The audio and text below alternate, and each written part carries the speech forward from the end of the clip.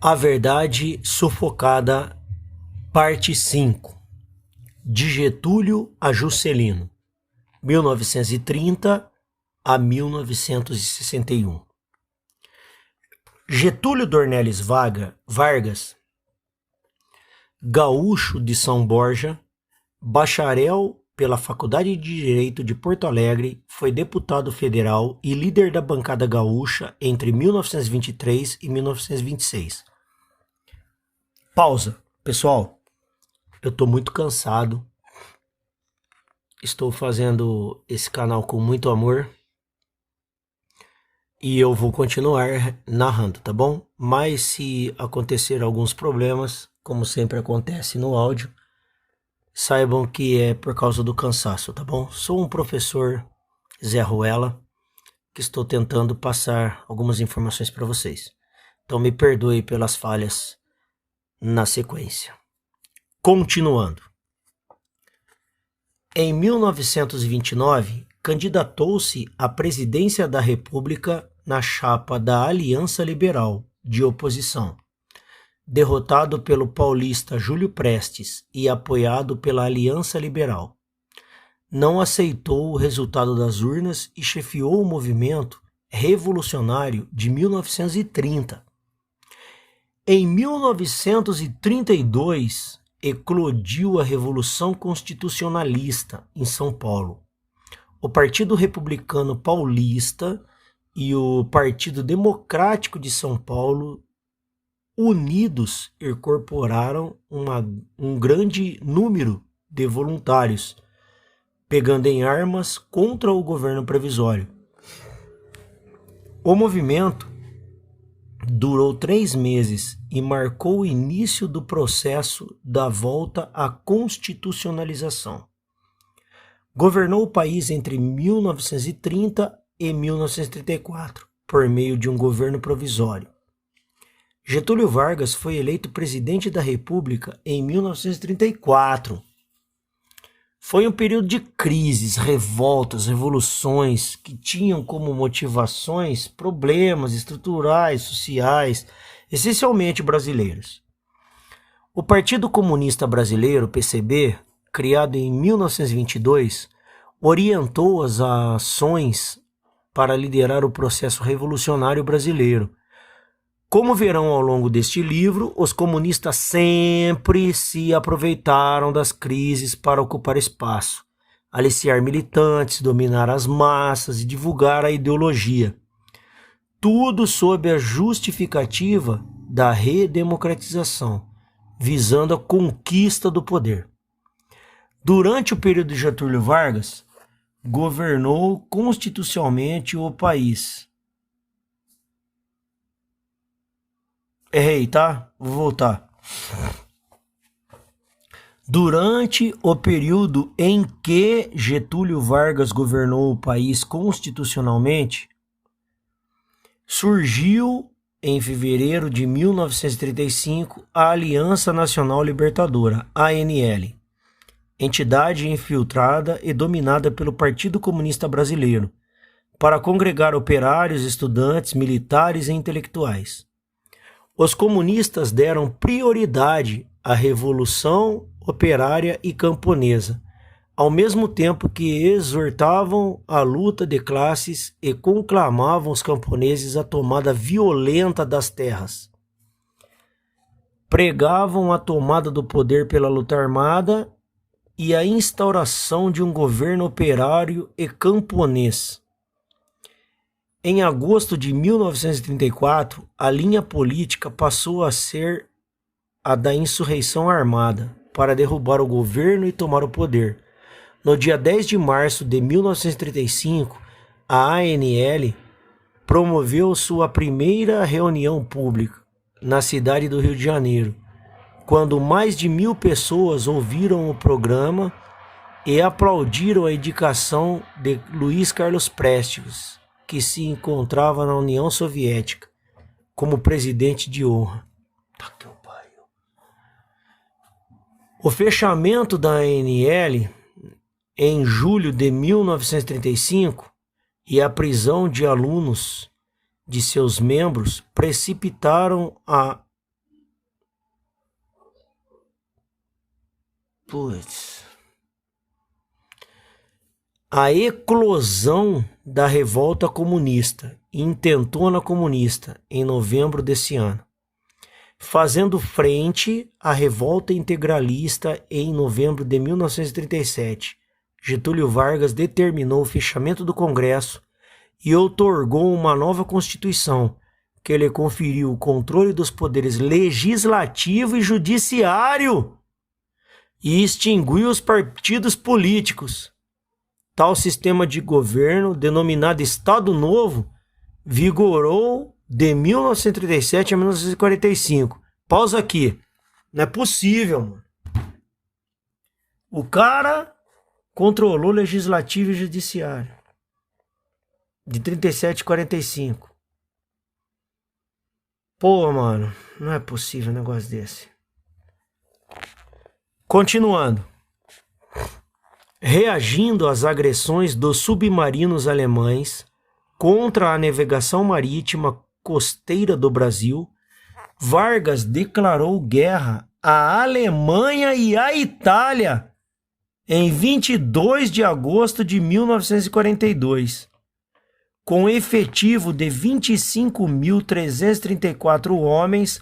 A Força Expedicionária Brasileira, FEB, participou heroicamente das operações de guerra na campanha da Itália, de julho de 1944 a maio de 1945. A FEB teve 451 mortos e 1.577 feridos, fazendo 20.533 prisioneiros. Mas o Vargas, ele não usava bigodinho antes, igualzinho do Hitler? Tem foto dele com aquele bigodinho lá. É fake news. Será que é fake news? Estava nos livros que eu estudei. Bom, continuando. Com efetivo... Próximo capítulo. Com os novos ventos da democracia, logo após o término da guerra, Getúlio Vargas foi deposto em 29 de outubro de 1945 por um movimento político e militar. Com a deposição de Vargas, José Linhares, presidente do Supremo Tribunal Federal, assumiu a presidência da República, preparando as eleições e concedendo registro ao PCB. Então tem precedente. Continuando. Em dezembro de 1945 foram realizadas eleições para presidente da República e para a Assembleia Nacional Constituinte.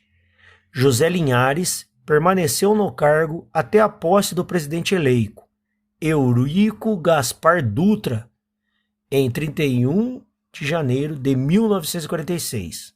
Dutra, em 1947, rompeu relações diplomáticas com a União das Repúblicas Socialistas Soviéticas, URSS, e caçou o Partido Comunista Brasileiro, que novamente voltou à clandestinidade. Oh, glória!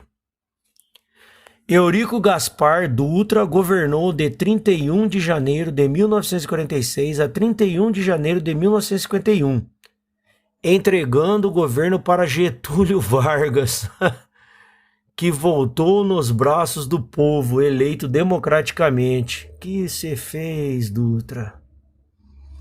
Envolvido por crises após campanhas violentas contra seu governo, suicidou-se em 24 de agosto de 1954. Nos 16 meses seguintes, 3 presidentes, Café Filho, Carlos Luz e Nereu de Oliveira Ramos, cumpriram mandados relâmpagos até 31 de janeiro de 1956.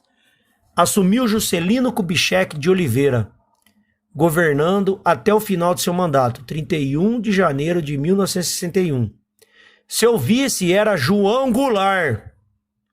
O mineiro Juscelino Kubitschek governou o país sob o slogan 50 anos em 5, desenvolvendo um plano de metas que estimulou o crescimento da indústria de base e promoveu a ampliação do sistema de transportes. Investiu também na educação e a economia diversificou-se e cresceu. Em 1957, começou a construção da nova capital, Brasília, planejada por Oscar Niemeyer e Lúcio Costa. Em 1960, transferiu o governo para o Planalto Central. Durante o governo JK, o Brasil vivenciou confiança e otimismo. Juscelino conciliou os diferentes setores da sociedade. Os levantes militares inexpressivos foram contornados com habilidade pelo presidente. Em fevereiro de 1956, oficiais da aeronáutica rebelaram-se em Jacarecanga, no Pará. Fato semelhante ocorreu em 3 de dezembro de 1959, em Goiás. Nos dois casos, as rebeliões foram rapidamente debeladas e os rebeldes anistiados. No plano internacional, estreitou-se as relações com os Estados Unidos da América e criou a Operação Pan-Americana. Acordos com o FMI e a dívida externa resultaram em arroxo salarial. O mandato de Juscelino chegou ao fim com manifestações de descontentamento popular, estimuladas, como sempre, pelos comunistas no seu trabalho de massas. Luiz Carlos Prestes e Olga Benário. Nos seus primeiros anos, o PCB foi envolvido por inúmeras crises e não definiu a sua linha política. Mesmo assim, a atividade clandestina deu-lhe relativo sucesso na infiltração e recrutamento nas Forças Armadas. Entre 1924 e 27, Prestes percorreu o Brasil na chamada Coluna Prestes, ou a Grande Marcha. Essa marcha, comandada na realidade por Miguel Costa, pregava a luta armada contra a política viciada da época, objetivando a deposição do presidente Arthur Bernardes. A repercussão do movimento fez de Prestes um dos mais respeitados líderes entre os tenentes. Nessa época, ele era um revolucionário em busca de uma ideologia. Pausa aí. Galera, vai aparecer alguns sons de avião. Eu moro na rota do Viracopos de Campinas. Então ignore, ok? Continue escutando aí e deixa de fundo musical. Beleza? Continuando. O idealismo do movimento tenentista, 1922 a 1928, ao longo do tempo foi manipulado. Com isso, o PCB conseguiu a simpatia de militares como Maurício Grabois, Jefferson Cardan, Giocondo Dias, Gregório Bezerra, Agliberto Vieira de Azevedo, Dinarco Reis, Agildo Barata e Luiz Carlos Prestes. Muitos desses voltariam a ter atuação destacada nos períodos anterior e posterior à Contra-Revolução de 1964. No início de 1930, o prestígio do então capitão Luiz Carlos Prestes, exilado na Argentina, ainda era grande. Em maio desse ano, começou a abraçar a ideia de uma nova revolução agrária, anti-imperialista. Ué, mas o Império não tinha acabado em 1988, o João? Ah, eles falam, né? Tá bom. Beleza. Voltando aqui. Em maio desse ano, começou a abraçar a ideia de uma revolução agrária e anti-imperialista e rompeu com seus companheiros de coluna. Angariou simpatia no meio comunista, exatamente pela sua participação no movimento militar que marchou pelo interior do país, nos tempos do movimento tenentista. Encontrou então uma ideologia para o seu espírito revolucionário.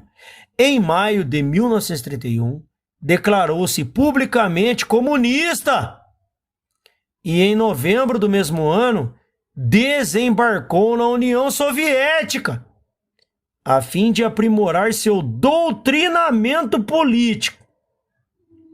Em Moscou, Luiz Carlos Prestes, fez curso de liderança e capacitação marxista-leninista, sendo nomeado membro do comitê executivo de Comintern, por transformar-se em um fanático comunista, deixando de lado os sentimentos nacionalistas.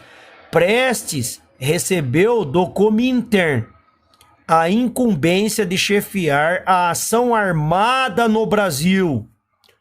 O plano deveria ser executado de forma rápida e eficaz, não dando o tempo necessário ao governo para agir.